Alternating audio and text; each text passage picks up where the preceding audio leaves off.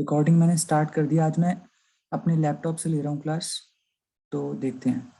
चलो, अब हम जो है, आपका जो डाउट था कि हमें ये जो पूरा लेसन जो है एक बार दोबारा से कर लेना चाहिए, तो हम स्टार्ट करते हैं इसको। एक बार आप ये देखो, आपको दिख रहा है? Yes sir. ठीक है, तो अब हम स्टार्ट करते हैं।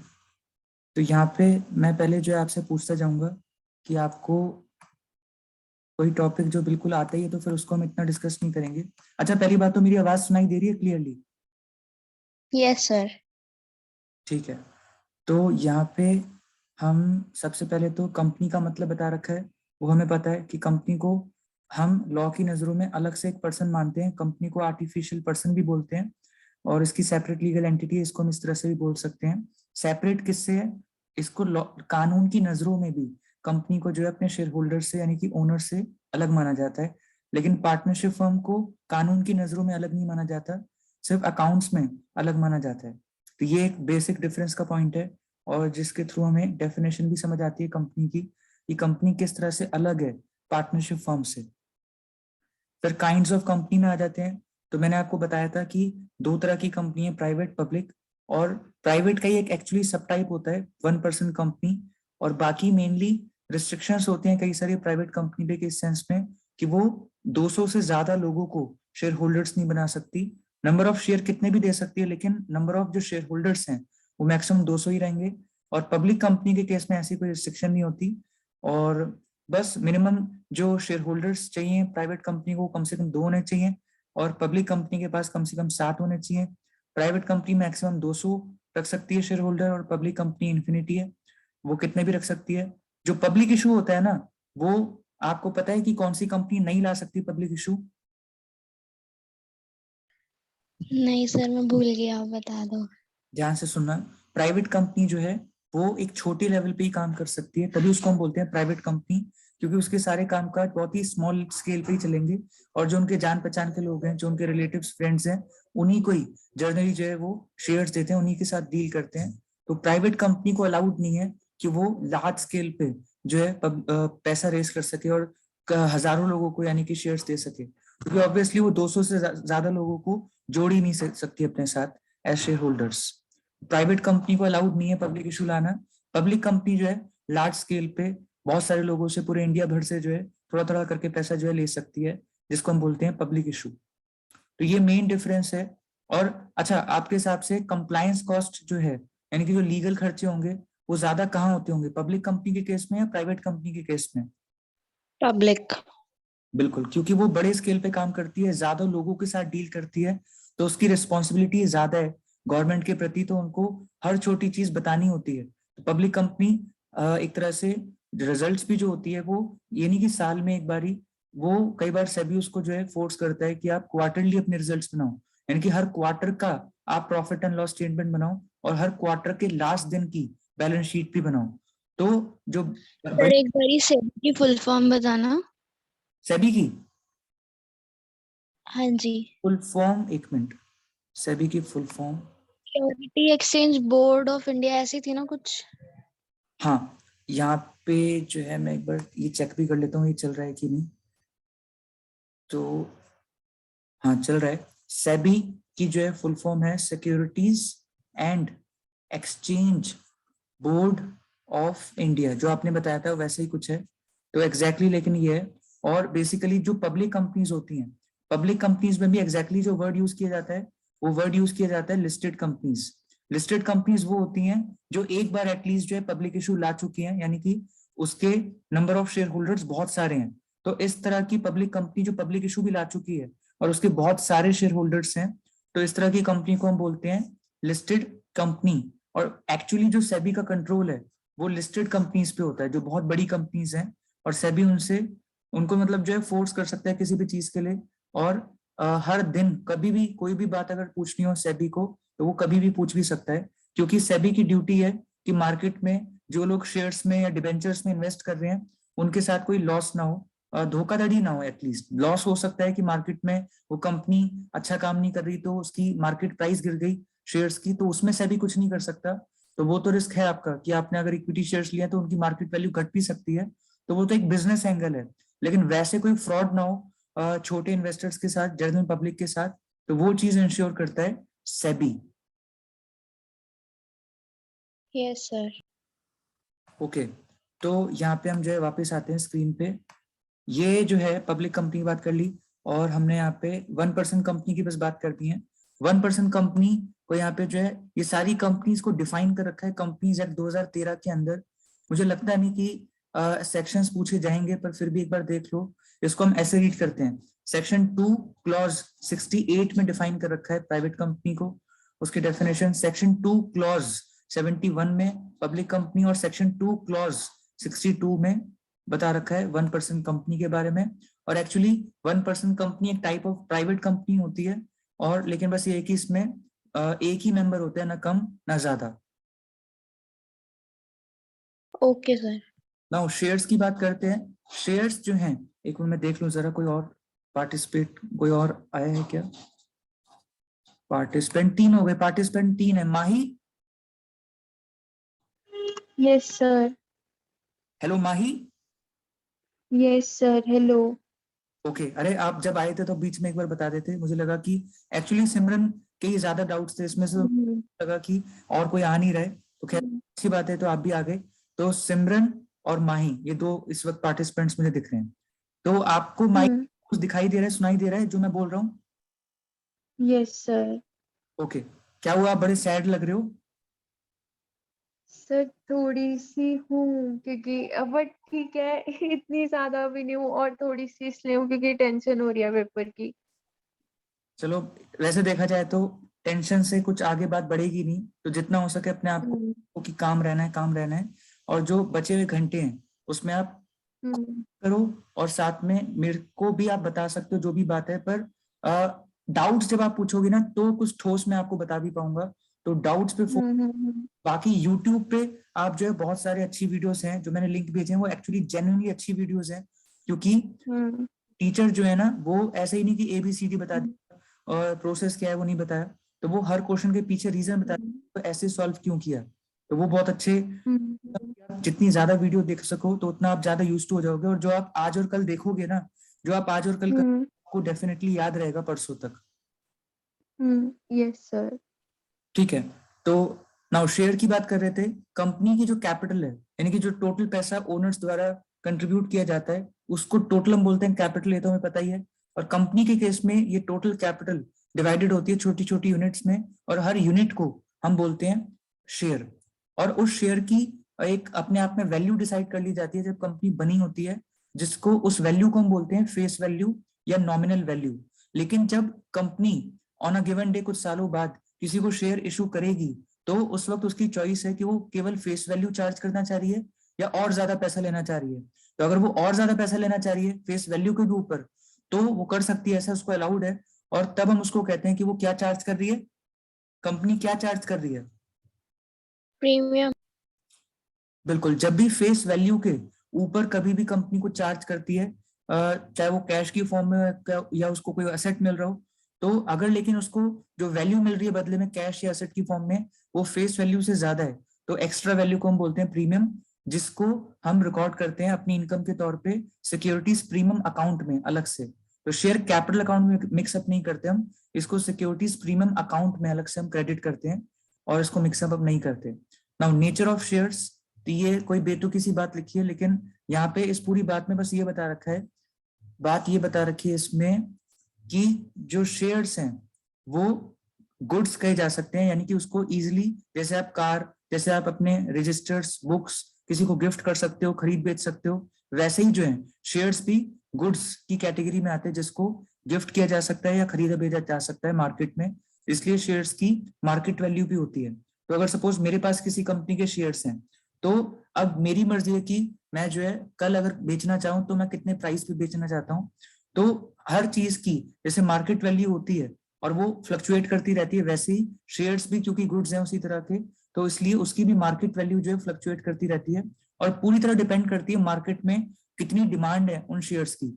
अगर उन शेयर्स की, उस कंपनी के शेयर्स की डिमांड बहुत ज्यादा है, तो मार्केट में उसका रेट भी हाई होता है। और अगर कोई नहीं लेना चाहता उन शेयर्स को, सब बेचना चाहते हैं, तो उसका मार्केट प्राइस फिर घटता चला जाता है। ओके, तो यहाँ पे जो है हमारे पास, क्योंकि ये एक लौता चैप्टर है तो मैं थोड़ा सा बहुत ज्यादा भाग नहीं रहा, मैं एक एक करके जो है इत्मीनान से समझा रहा हूँ।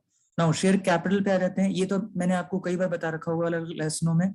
शेयर कैपिटल का बेसिकली तो मतलब क्या है कि जो टोटल पैसा हमें मिल चुका है, और उसके लिए पहले मैं आपको ये समझाता था कि ऑथोराइज शेयर कैपिटल क्या होता है। तो ऑथोराइज शेयर कैपिटल वो होती है जो टोटल अमाउंट पूरी लाइफ टाइम में कंपनी जो है शेयर इशू करके जो है रेस कर सकती है। प्रीमियम को हटा दो, जो टोटल फेस वैल्यू, जो total amount of face value वो अपनी पूरी लाइफ टाइम में रेस कर सकती है, उसको हम बोल सकते हैं ऑथोराइज शेयर कैपिटल। ठीक है।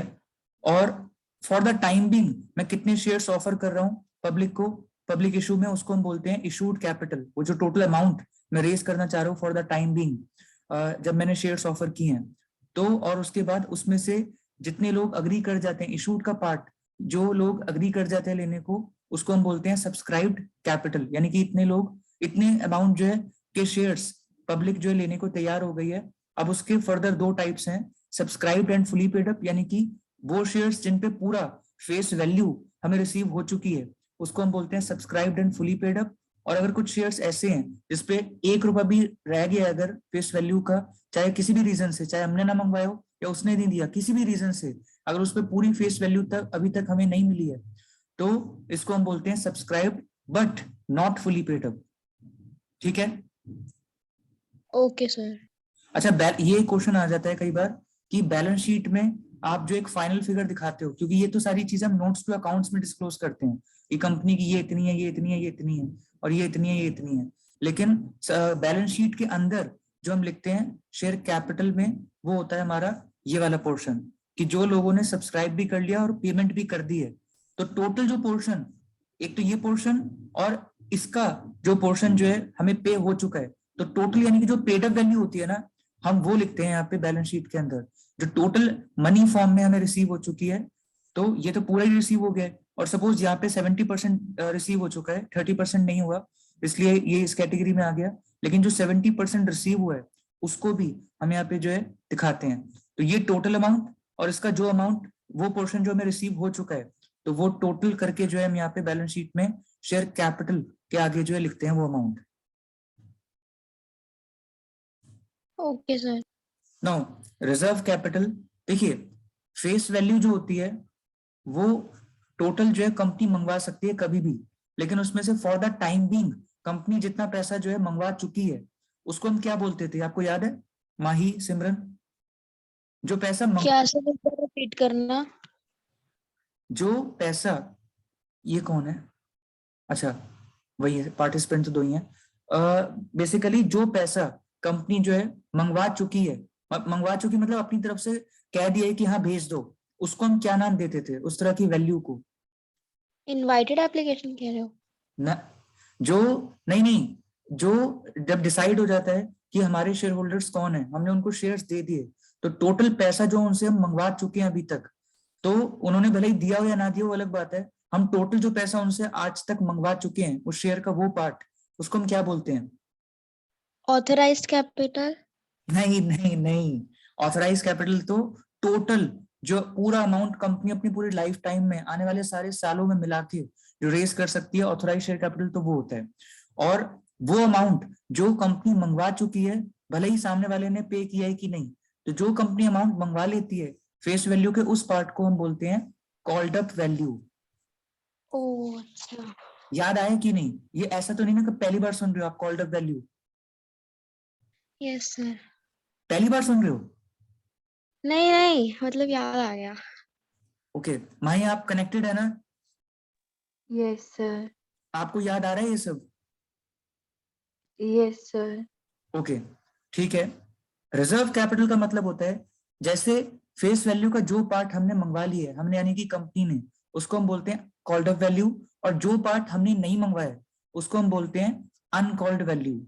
और अगर वो अनकॉल्ड वैल्यू ऐसी है जो कंपनी ये डिसाइड कराए कि कंपनी मंगवाएगी नहीं, सीधा ही तब मंगवाएगी जब कंपनी जो है बंद हो रही होगी, तो जब वाइंडिंग अप का प्रोसेस शुरू होगा, तो अगर ऐसी अनकॉल्ड वैल्यू है जो कंपनी ने डिसाइड किया कि अभी क्या, अब मंगवाएंगे ही नहीं आखिर तक, जब तक कंपनी बंद नहीं हो जाती, तो उस तरह की अनकॉल्ड वैल्यू को हम बोलते हैं रिजर्व कैपिटल।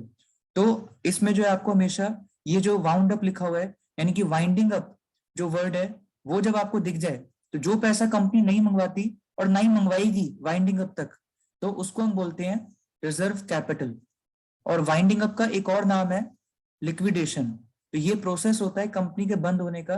कंपनी एकदम से बंद नहीं हो जाती, एक प्रॉपर पूरा एक प्रोसेस फॉलो होता है, जिस प्रोसेस को हम बोलते हैं वाइंडिंग अप या लिक्विडेशन।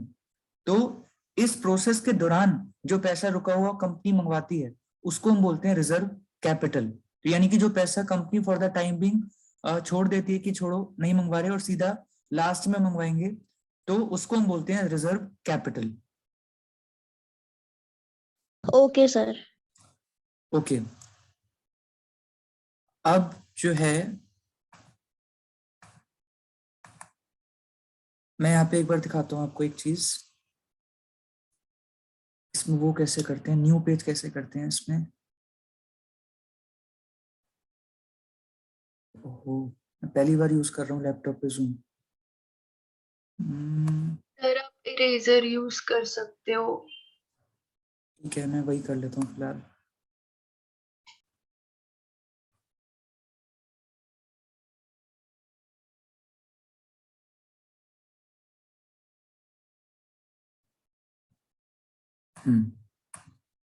तो बेसिकली मैं क्या कह रहा था, हाँ, कैपिटल रिजर्व जो है आपको बता रखा है। वैसे तो एक 11th का ही टॉपिक है, लेकिन आपको ये पूछा जा सकता है। बेसिकली जो रिजर्व्स होते हैं उनका मतलब क्या होता है कि आपने गुल्लकें क्रिएट कर लिए हैं, यानी कि अगर आपका सपोज प्रॉफिट्स हुए थे 10,000 रुपए के प्रॉफिट्स हुए आपके, उसमें से 6,000 रुपए आपने साइड ही कर दिया, गुल्लक में डाल दिया कि ये फ्यूचर में किसी प्रोजेक्ट में काम आ जाएंगे, तो इसको तो हम बोलते हैं रिजर्व्स। अब ये जो प्रॉफिट्स हैं, अगर ये रेवेन्यू प्रॉफिट्स है, यानी कि जो आपके डे टू डे बिजनेस जो आप करते हो, सेल एंड परचेज जो करते हो, जो आपकी मेन बिजनेस एक्टिविटी है, ये प्रॉफिट्स ऐसे थे जिसको यूज करके अगर आपने रिजर्व्स बनाए हैं, तो इस तरह के रिजर्व्स को हम बोलते हैं रेवेन्यू रिजर्व्स। ठीक है।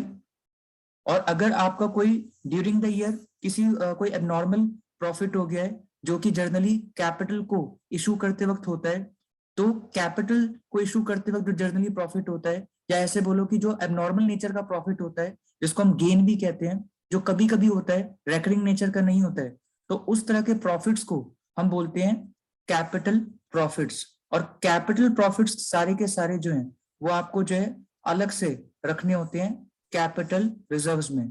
तो उसको आप जो है किसी और पर्पस के लिए यूज नहीं कर सकते, उसको आप जो है जो पर्पस आपको लॉ बताता है उसी पर्पस के लिए आप यूज कर सकते हो। तो कैपिटल प्रॉफिट्स यानी कि एबनॉर्मल प्रॉफिट्स को हम हमेशा अलग एक टाइप ऑफ रिजर्व में रखते हैं, कैपिटल रिजर्व्स में।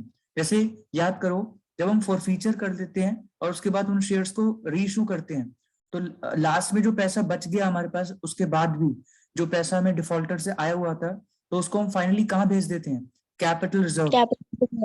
वो पैसा कोई ऐसा नहीं है जो हर साल मेरे को जो है उस तरह की इनकम होगी। तो इसलिए जो सिक्योरिटीज प्रीमियम अकाउंट होता है, या वो भी एक तरह का कैपिटल रिजर्व भी होता है, कैपिटल रिजर्व भी होता है, क्योंकि सिक्योरिटीज प्रीमियम भी जो है बहुत कभी कभी जो है कहीं ना कहीं आप चार्ज कर पाते हो, क्योंकि पहली बात तो हर साल आप इशू ऑफ शेयर्स करते भी नहीं हो। कंपनी 4 या 5 साल में एक बार जो है कभी पब्लिक इशू लाती है, और तब उसको जो है सिक्योरिटीज प्रीमियम जो है मिल जाता है। तो सिक्योरिटीज प्रीमियम भी किस तरह का रिजर्व है, एक कैपिटल रिजर्व भी है, और उसको भी यूज करने का तरीका जो है लॉ बताता है।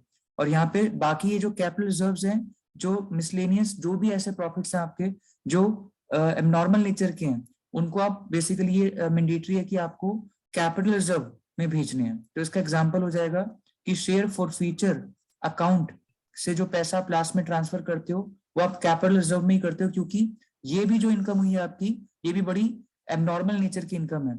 और सिक्योरिटीज प्रीमियम अकाउंट भी जो आप बनाते हो, जिसमें आप प्रीमियम डालते हो, वो भी एक तरह का कैपिटल रिजर्व ही है, क्योंकि वो इनकम भी आपकी कभी कभी होती है। तो कैपिटल रिजर्व को मैंने जो अलग से डिस्कस कर लिया। कैपिटल रिजर्व इसलिए इंपॉर्टेंट था जानना, क्योंकि जो आप डिविडेंड देते हो ना, डिविडेंड देने के लिए आप या तो अपने एक्यूमुलेटेड प्रॉफिट्स यूज कर सकते हो, ठीक है, या आप अपने रिजर्व्स यूज कर सकते हो जो रेवेन्यू नेचर के हैं, यानी कि जिसमें ऐसा प्रॉफिट है जो आपके बिजनेस करने से आपने अर्न किया है।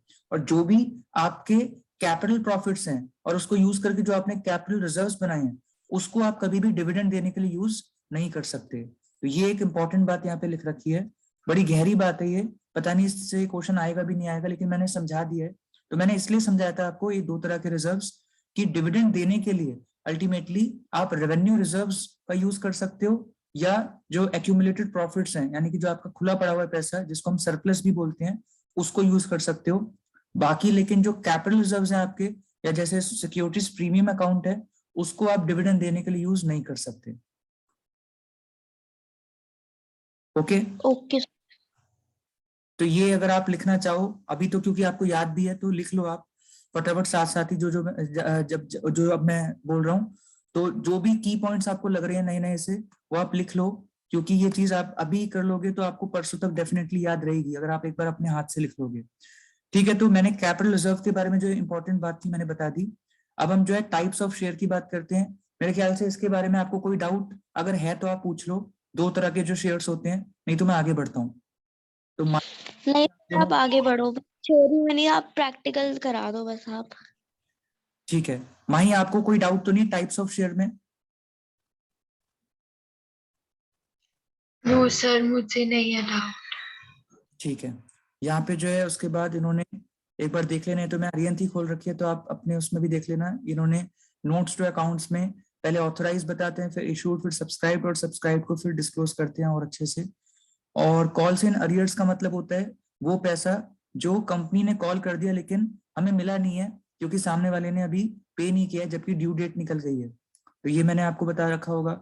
और terms of issue at par at premium, तो ये मैंने आपको बता दिया है। अगर जो वैल्यू हम चार्ज करना चाहते हैं शेयर्स के बदले में, जिसको हम बोलते हैं इशू प्राइस, अगर वो फेस वैल्यू ही है तो उसको हम बोलते हैं issue of shares at par. और अगर जो इशू प्राइस है, यानी कि जो वैल्यू आप चार्ज कर रहे हो वो फेस वैल्यू से ज्यादा चार्ज कर रहे हो आप हर शेयर पे, तो जितना ज्यादा चार्ज कर रहे हो उसको हम बोलते हैं एट प्रीमियम। उसके बाद यहाँ पे जर्नल एंट्रीज हैं। तो यहाँ पे जर्नल एंट्रीज में मैं यहीं पे एक बार बता देता हूँ फटाफट, कि जो है आप जब लमसम में पैसा रिसीव करते हो तो आपको पैसा आ जाता है, लेकिन फॉर द टाइम बिंग उसको मैं share application and allotment account में रखता हूँ, क्योंकि अभी डिसाइड नहीं किया गया है कि इनको हम शेयर्स देंगे कि नहीं। और जब ये डिसाइड हो जाता है तो ये शेयर एप्लीकेशन अलॉटमेंट नाम की लाइबिलिटी में कैंसिल करके अपनी ओनर्स के प्रति लाइबिलिटी रिकॉर्ड कर लेता हूँ, शेयर कैपिटल अकाउंट क्रेडिट करके। और अगर प्रीमियम का केस है तो आप प्रीमियम का जो पैसा है वो आप शेयर कैपिटल के अलावा जो अलग से पैसा है वो आप सिक्योरिटीज प्रीमियम अकाउंट क्रेडिट करके डाल देते हो। क्रेडिट इसलिए किया है क्योंकि securities premium as good as आपके लिए क्या है, इनकम, और इनकम जब बढ़ती है तो वो अकाउंट आप क्रेडिट करते हो। Okay, yes sir. Now installment वाला फटाफट देख लो। और यहाँ पे जो है सबसे पहले एप्लीकेशन मनी आता है, बैंक में आ गया, और तब तक मेरे लिए अभी लाइबिलिटी है और एक आउटसाइडर के प्रति लाइबिलिटी, क्योंकि अभी डिसाइड नहीं किया है कि शेयर्स देंगे कि नहीं। फिर यहाँ पे जो है हम जब डिसाइड कर लेते हैं तो फिर हम शेयर एप्लीकेशन वाली लाइबिलिटी कैंसिल करके ओनर्स के प्रति लाइबिलिटी शेयर कैपिटल रिकॉर्ड कर लेते हैं। उसके बाद हम सिंपली अलॉटमेंट का पैसा ड्यू करते हैं, और यानी कि अपने डेटर्स क्रिएट कर लेते हैं, और उसी दिन अपनी लाइबिलिटी जो है ओनर्स के प्रति रिकॉर्ड कर लेते हैं। और अगली एंट्री में हमारे पास पैसा आ जाता है, और ये शेयर अलॉटमेंट वाला जो डेटर है हम कैंसिल कर देते हैं, यानी कि क्रेडिट कर देते हैं।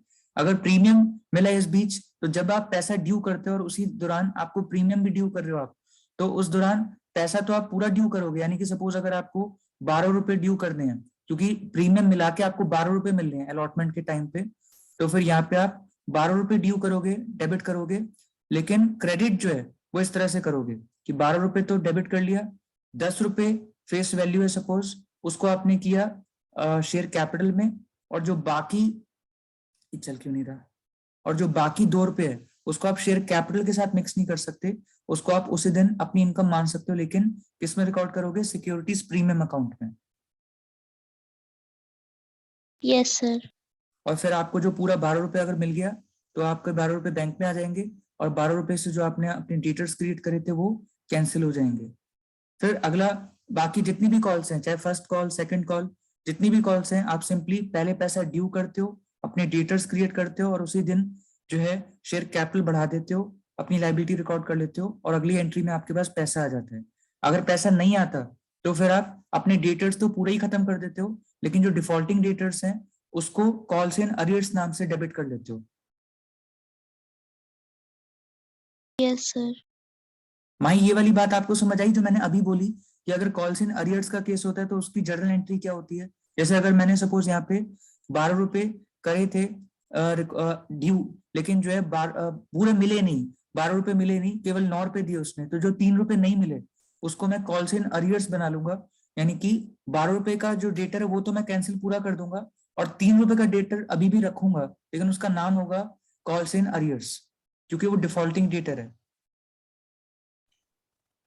Sir calls in arrear debit होता है या क्रेडिट?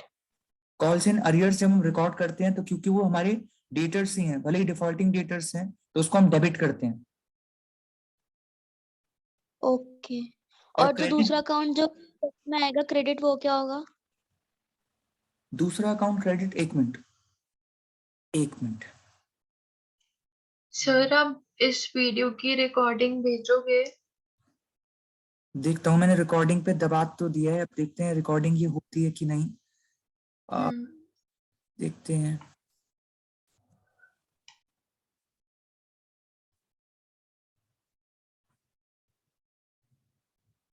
मिल गया, ये रहा, कोने में है, देखो। हाँ, मैं कह रहा था कि ना हमने सपोज 12 रुपए ड्यू किया, तो जब ड्यू करते हैं सपोज शेयर अलॉटमेंट के वक्त जो है आपने ड्यू किया, सपोज 12 छोड़ो, छोटी फिगर लेते हैं, 5 रुपए, तो उसी दिन आप क्या करते हो, क्रेडिट क्या करते हो, शेयर कैपिटल अकाउंट, ये मानते हुए कि ये लोग टाइम से पैसा दे देंगे, तो आप आज से ही अपनी लायबिलिटी ओनर्स के प्रति इतने अमाउंट की रिकॉर्ड कर लेते हो। ठीक है, मैं ये कह रहा हूँ Yes. सपोज 5 में से 4 रुपए जो है मिल गया, लेकिन 1 रुपया जो है वो नहीं मिला, तो यहाँ पे इसकी एंट्री क्या करेंगे हम, शेयर बैंक में पैसा डालेंगे, कितना बैंक में पैसा आ जाएगा, कितना मुझे बताओ, यहाँ पे कितना अमाउंट लिखूं, 1, 4 या 5? 4 लाख। 4, मैं सिंपली 4 बोलता हूँ। और यहाँ पे लेकिन जो मैं ये कह रहा हूँ, ध्यान से सुनना, ये जो मेरे डेटर्स है ना 5 रुपए के, ये मैं सारे ही कैंसिल कर दूंगा।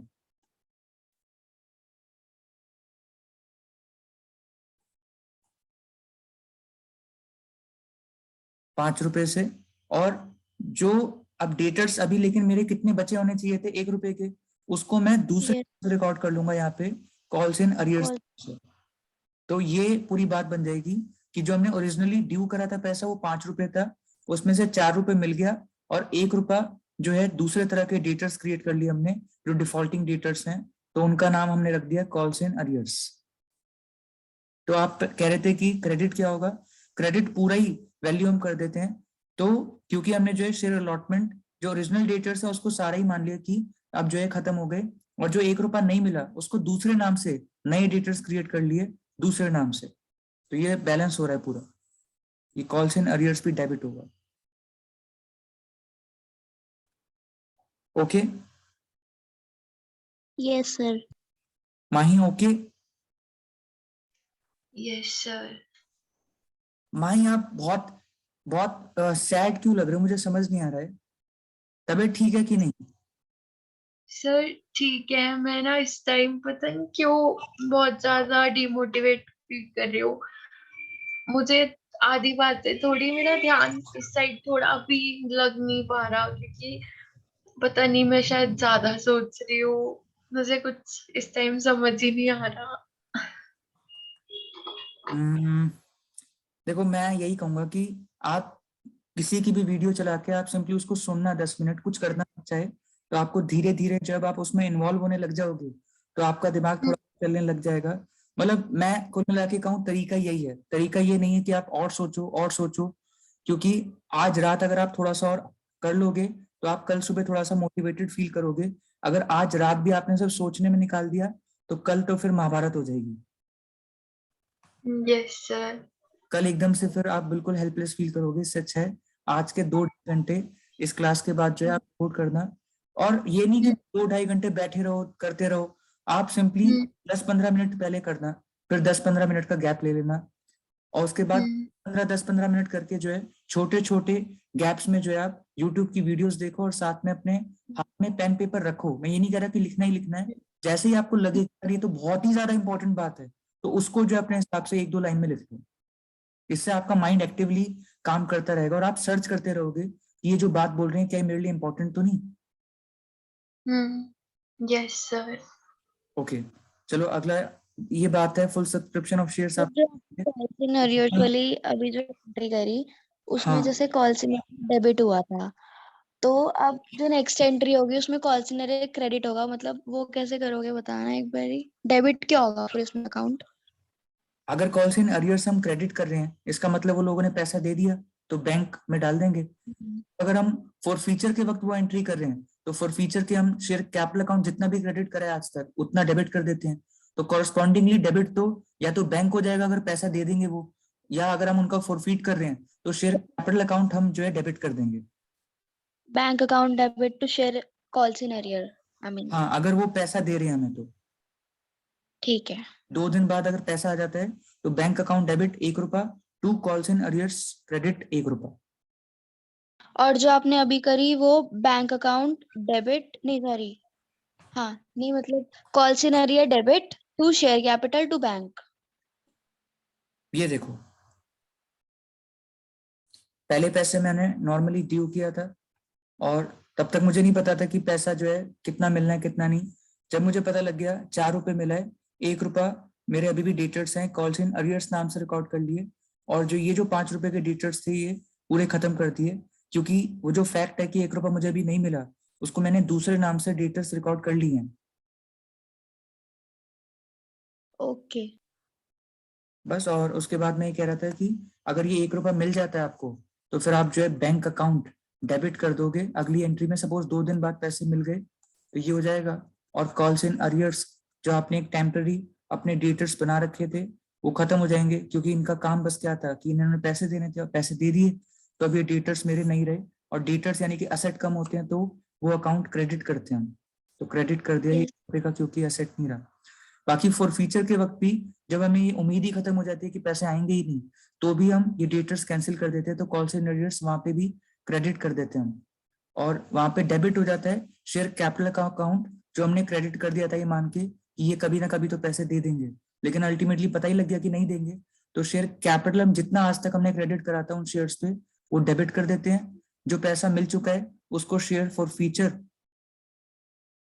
फ्यूचर अकाउंट में जो है क्रेडिट कर देते हैं, और बाकी जो कॉल्स एंड अरियर्स अब नहीं मिलने वाले उसको भी क्रेडिट कर देते हैं। ये असेट्स जो डेटर्स हैं वो रिड्यूस कर देते हैं।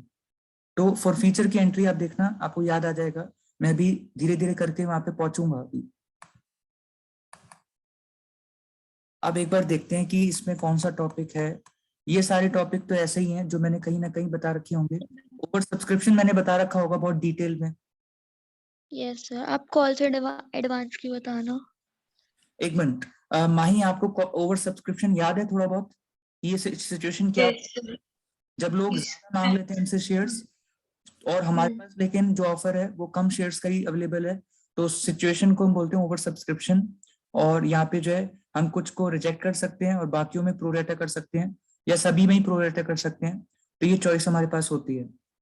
ओके, अंडर सब्सक्रिप्शन का मतलब होता है कि बेसिकली अंडर सब्सक्रिप्शन का मतलब इतना ही होगा कि जितना हम देना चाहते हैं उतना लोगों ने नहीं लिया। और एक ये वाली लाइन ना बड़ी इंपॉर्टेंट है, ये शायद मैंने यूट्यूब में किसी वीडियो के दौरान बताया होगा 2-3 दिन पहले, लेकिन शायद अभी वो आपने नहीं देखी हो, तो ये वाली लेकिन बात ना एक बार कर लेना, ये स्टार बना रहा हूँ कि अगर जितना सपोज हमने 1 लाख रुपए रेस करना चाहते थे, पता है इसका कम से कम 90% आपको रिसीव करना ही करना पड़ेगा। अगर 90% की शेयर्स भी जो है लोग नहीं लेना चाहते हैं तो आपकी जो है कंपनी थकी हुई है और आपको पूरा ही पैसा जो आपको मिला है वो रिफंड करना पड़ेगा, और आपका ये जो इशू है वो फ्लॉप माना जाएगा अगर 90% पैसे से कम आपने रिसीव किया। तो एटलीस्ट 90% वैल्यू तो इशूड कैपिटल की आपको मिलनी चाहिए, मतलब सब्सक्राइब करनी चाहिए, मिले चाहे बाद में। सब्सक्राइब्ड कैपिटल एटलीस्ट 90% तो होनी चाहिए इशूड कैपिटल की, नहीं तो आपको पूरा पैसा वापस करना पड़ेगा जो भी आपको एप्लीकेशन मनी मिल चुका है अभी तक। तो ये बड़ी इंपॉर्टेंट बात है इस सेंस में, ठीक है? Yes sir. नाउ अब एक बार मैं ये बता देता हूँ, लेकिन आपकी टीएस ग्रेवर में लिखा था कि ये सिलेबस में है नहीं इनका इंटरेस्ट रेट, लेकिन मैं एक बार बता देता हूँ कि कॉल्स इन अरियर्स जब लोग हमें लेट पैसा दे रहे हैं, पहली बात तो कॉल्स इन अरियर्स का मतलब क्या है कि उन्होंने जो हमने ड्यू डेट दी थी उस तक पैसा दिया ही नहीं, अब वो अपनी मर्जी से बाद में पैसा दे भी दें तो उनको हम पेनल्टी लगाते हैं और इंटरेस्ट चार्ज करते हैं उनसे हम, बाय डिफॉल्ट अगर कुछ नहीं बता रखा तो 10% से।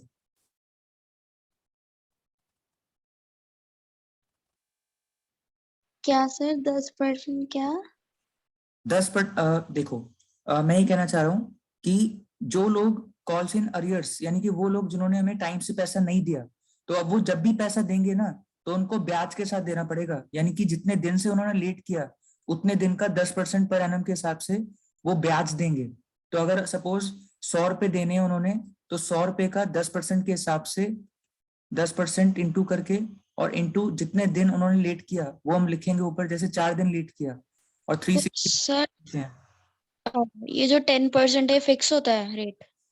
देखिए, ये ना कंपनी अपने आर्टिकल्स ऑफ एसोसिएशन में लिखती है, अपने आर्टिकल्स में वो लिखती है डे टू डे में वो किस तरह से मैनेज करेंगे कंपनी को, डायरेक्टर्स लिखते हैं।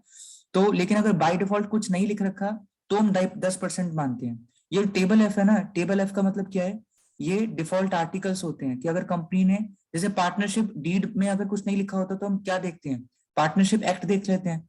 वैसे ही अगर कंपनी के अपने आर्टिकल्स ऑफ एसोसिएशन में नहीं बता रखा कि वो कितना % चार्ज करती है, तो कंपनीज एक्ट ने जो है ये बाय डिफॉल्ट आर्टिकल्स बना रखे हैं टेबल एफ नाम से। इसमें लिखा हुआ है कि कंपनी फिर 10% से इंटरेस्ट चार्ज कर सकती है, 10% इंटरेस्ट ले सकती है, अगर वो उसने खुद से कुछ डिसाइड नहीं किया है तो। Okay sir. बाकी अपनी तरफ से कंपनी 2% लेना चाहती है, 50% लेना चाहती है, वो कुछ भी डिसाइड कर सकती है, लेकिन उसको पहले अपने आर्टिकल्स में लिखना पड़ेगा। और आर्टिकल्स एक तरह से कंपनी के लिए पार्टनरशिप डीड जैसा होता है, जिसमें वो सारी बातें लिखते हैं डे टू डे में जो काम आती हैं। तो अगर नहीं है लेकिन, तो टेबल एफ, कंपनीज एक्ट 2013 की टेबल एफ हम जो है चेक करते हैं, वो बाय डिफॉल्ट आर्टिकल्स है जो हम फॉलो करते हैं। ऐसे he calls in advance, calls in advance का मतलब क्या है कि हमें एक्स्ट्रा पैसा मिल गया है या हमें कम पैसा मिला है। एक्स्ट्रा। बिल्कुल। माही, आप सुन रही है ना? Yes sir. अच्छा, ये मीटिंग जो है ना 5 मिनट में अपने आप बंद हो जाएगी, तो मैं आपको न्यू लिंक शेयर करूंगा 5 मिनट बाद, तो वो आप कर लेना, ठीक है? ओके। ठीक है। कॉल्स इन एडवांस का मतलब है कि हमने सपोज ड्यू करा था पैसा 4 रुपए, लेकिन उस बंदे ने पैसा 4 रुपए क्या, 4 तो भेज ही दिया, साथ में 2 रुपए और भेज दिए। तो 2 रुपए जो एक्स्ट्रा भेज दिया हमें, जो कि हमने मांगे भी नहीं थे, तो वो हमारे लिए एक तरह से क्या आ जाएगी, असेट बोली जाएगी या लाइबिलिटी बोली जाएगी, जो एक्स्ट्रा 2 रुपए मिल गए हमें? असेट। लाइबिलिटी। सॉरी। लाइबिलिटी, क्योंकि हमने उसकी वैल्यू के उसको अभी शेयर्स अलॉट नहीं किए, मतलब शेयर्स तो दे दिए लेकिन अपने यहाँ पे शेयर कैपिटल उतने अमाउंट से भी क्रेडिट नहीं करी है, तो यहाँ पे हम क्रेडिट कर देते हैं कॉल्स इन एडवांस को। और कंपनी चाहे तो उस बंदे को जिसने एक्स्ट्रा पैसा दिया है उसको इंटरेस्ट दे सकती है जितने जल्दी उसने पैसा दे दिया। यानी कि सपोज कॉल हमने अगली मंगवानी थी 3 महीने बाद, तो उस बंदे ने 3 महीने पहले ही पैसा दे दिया, तो पहली बात तो कंपनी रिजेक्ट कर सकती है, वो कह सकती है कि एक्स्ट्रा पैसा अपने पास रखो, हमें नहीं चाहिए। पर अगर कंपनी रख रही है अपने पास, तो फिर कंपनी चाहे तो उसको इंटरेस्ट भी दे सकती है उस बंदे को। किस रेट से? 12% के हिसाब से, 12% पर एनम। Okay sir. तो ये थियोरेटिकल पॉइंट्स हैं, लेकिन हाँ ये है कि अभी हम डिस्कस कर लेंगे तो परसों सुबह तक याद होने के चांस हैं। तो आप एक बार रीड कर लेना, बस मैं तभी कह रहा हूँ इस चैप्टर को या किसी भी चैप्टर को आप न्यूमेरिकल से एक बार पहले अगर इसकी थ्योरी रीड कर लोगे ना, तो काफी कुछ आपको जो है समझ आ जाएगा, और फिर शायद न्यूमेरिकल रिलेटिवली इजी लगेंगे। डाउट तो फिर भी आ सकते हैं, लेकिन फिर भी थोड़े बहुत इजी लगेंगे। अभी कल साध्या ने कल रात को 3 बजे, कल रात 3 से 4 के बीच में उन्होंने कई डाउट्स पूछे।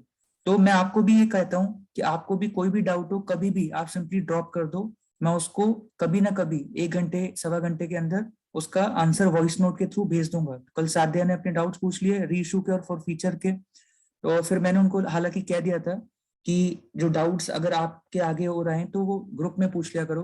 पर वही है, जो भी जिसमें भी कंफर्टेबल हो, आपके जो अपने डाउट्स हैं वो आप मुझे चाहे ग्रुप में चाहे पर्सनल चैट पे जरूर बताओ। अभी भी काफी टाइम है, आज रात भी क्वेश्चन करो, कल दिन भर क्वेश्चन करो, और जो भी डाउट्स है आप मुझे भेज दो, मैं उसको जो है फटाफट वॉइस नोट के थ्रू आपको सॉल्व करा दूंगा। ये आ गया है issue of shares for consideration other than cash. तो यहाँ पे क्या है कि हम जो है कोई बदले में हम शेयर्स दे रहे हैं, लेकिन बदले में हमें कैश नहीं मिल रहा, कोई और असेट दे रहा है वो बंदा। तो यहाँ पे इसकी एंट्री हो जाती है कि हमें को असेट मिल गया उससे, और हमने अपनी जो है लाइबिलिटी रिकॉर्ड कर ली कि वेंडर को इतने पैसे देने हैं। तो ये मान लो कि हमने उसको पैसे नहीं दिए, हमने उसको क्या दे दिए, शेयर्स दे दिए। तो यहाँ पे अगली एंट्री क्या हो जाएगी इसके बाद कि हम जो है वेंडर के प्रति जो हमारी लाइबिलिटी है वो कैंसिल कर देंगे, तो लाइबिलिटी कम होती है तो डेबिट होता है, और शेयर कैपिटल जो है बढ़ा देंगे क्योंकि हमने उसको शेयर्स अलॉट कर दिए। Yes sir.